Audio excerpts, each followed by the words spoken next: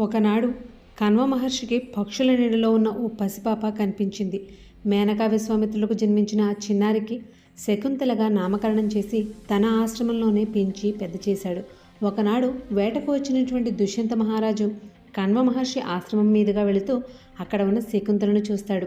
ఆమె అందానికి ముగ్ధుడైనటువంటి దుష్యంతుడు తన మనసులోని మాటను శకుంతలకు తెలిపాడు.